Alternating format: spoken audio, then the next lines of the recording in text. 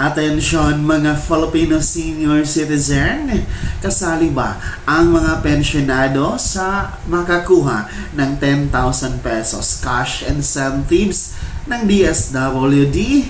Yan ang ating pag-uusapan sa video na ito. Hold up.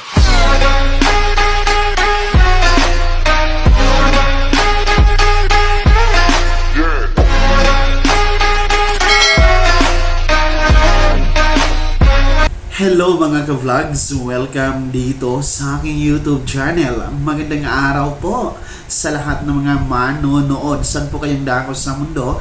Kumusta mga ka-vlogs?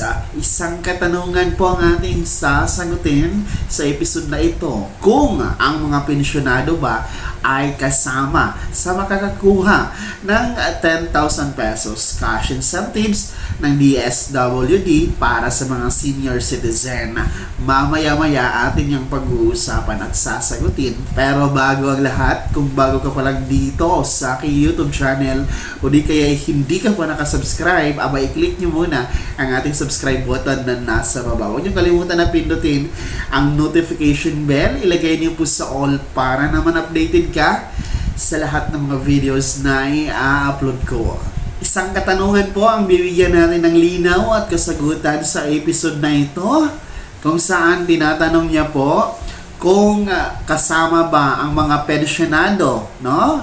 Yung mga SSS pensioners, GSIS, PIVO pensioners dito sa makakuha or maka-apply sa 10,000 pesos cash incentives na ibibigay under the DSWD para sa mga senior citizen. Well, para po sa kasagutan, ang 10,000 cash incentives, ito nga po ay ibibigay ng DSWD para sa ating mga Filipino senior citizen na may edad exact 80, 85, 90 at 95 years old.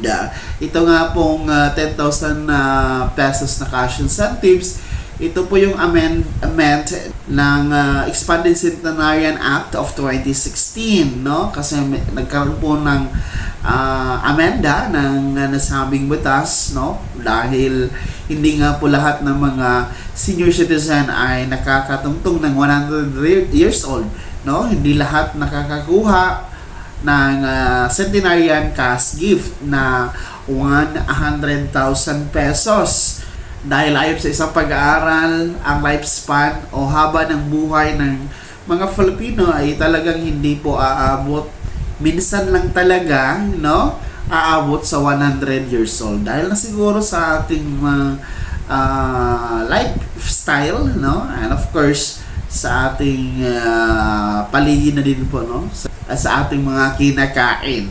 So, kaya naman, nagkaroon nga ng amenda yung Centenarian Act of 2016 kung saan magbibigay po ng 10,000 cash incentives sa mga Filipino senior citizen na aabot sa insaktong edad na 80, 85, 90 at 95 years old. At magandang balita sapagkat itong 10,000 pesos cash incentive ay para po sa lahat. Walang pinipili, mayaman or mahirap, may pensyon or wala, may kaya or wala, no? May source of income or wala. Kayo po, basta senior citizen ay pwedeng maka-apply, pwedeng makakuha ng 10,000 cash incentive, no? Kahit kayo po mga SSS pensioners, GSIS, PIVO pensioners, ay kasama po kayo dito sa 10,000 pesos na cash incentives na bigay po ng DSWD. No, hindi po ito katulad doon sa social pension na 1,000 piso bawat buwan na tinatanggap ng mga indigent senior citizen. Pili lamang po yon, no? Hindi po kasama ang mga pensyonado doon. Tanging mga indigent or mahihirap lang, walang pensyon, ang kasama doon sa social pension. So iba po itong 10,000 pesos cash incentives kasi para po ito sa mga may edad na exact 80, 85, 90 at 95 years old. Ibig sabihin, kung ganun po ang edad nyo, sa panahon na i-implement ito, ay pwede kayo maka-apply whatever kung meron kayong pensyon or wala. Sa ngayon po, hindi pa naman po ito implemented, hindi pa po ito sisimula sa pamamahagi. Hindi pa po pwedeng mag-apply dito sa 10,000 cash incentive sapagkat wala pang budget. Batas pa lamang siya. Bago pa lamang siya na batas noong February, so wala siyang pondo, walang budget for this year para simulan. Pero magandang balita sapagkat next year ay kasama na ito sa 2025 national budget, no? May halaga ito na 3 billion pesos ang budget nito next year. Kaya naman talagang magsisimula na ito next year. So, may pensyon ka man or wala, kasali lahat, walang pipiliin dito sa 10,000 pesos cash incentives na bigay ng DSWD para sa may edad exact 80, 85, 90 at 95 years old by next year, mga ka-vlogs. Paalala, hindi ito retroactive. Kung kayo po ay 80 years old ngayon at tapos kung i-implement ito next year, 81 na kayo, abay hindi kayo makakakuha. Aantay kayo na mag 85 years old kayo. So, hindi kasi hahabulin. So, talagang exact 80, 85, 90 at 95 years old ang sinasabi po ng batas na ito na bibigyan ng 10,000 pesos cash incentives na i-a-apply nyo sa OSCA na nasa LGU kung saan kayo na bibilang, no? Doon kayo mag-apply. So, mag-present lamang kayo ng valid ID, senior citizen ID or birth certificate na merong birthday nyo, nagpapatunay na talagang exact 80, 85, 90 at 95 years old ang edad ninyo, mga lolo at lola. Uulitin ko sa katanungan kung kasama ba ang mga pensioners na makakakuha, maka-apply sa 10,000 pesos cash incentives. Yes po, kasama lahat, may pensyon or wala.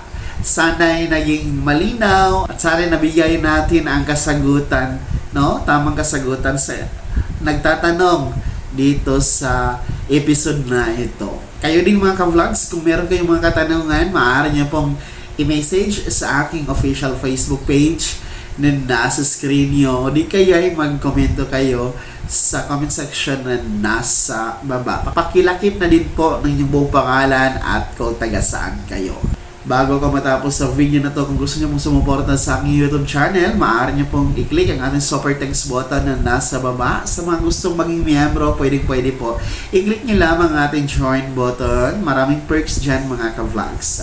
Sana'y nagigabay ang video na to at kahit paano ay nabigyan natin ng kaliwanagan at kasagutan ng inyong mga katanungan hinggil sa mga benepisyo ng pagiging Filipino senior citizen. Kung hindi ka pa nakasubscribe dito sa aking YouTube channel, maaari niyo pong i-click ang ating subscribe button na nasa baba. Huwag niyo kalimutan na pindutin ang notification bell. Ilagay niyo po sa all para naman updated ka sa lahat ng mga videos na i-upload ko. Maaari nyo ding i-like ang video na to at kung meron ka pang mga katanungan, maaari nyo i-komento sa comment section na nasa baba. At paki-follow na din po ang aking official Facebook page na nasa screen nyo. Muli po, ako si Daniel Timpawa na nagsasabing dito sa aking YouTube channel, Pawang Katotohanan at lahat totoo lamang.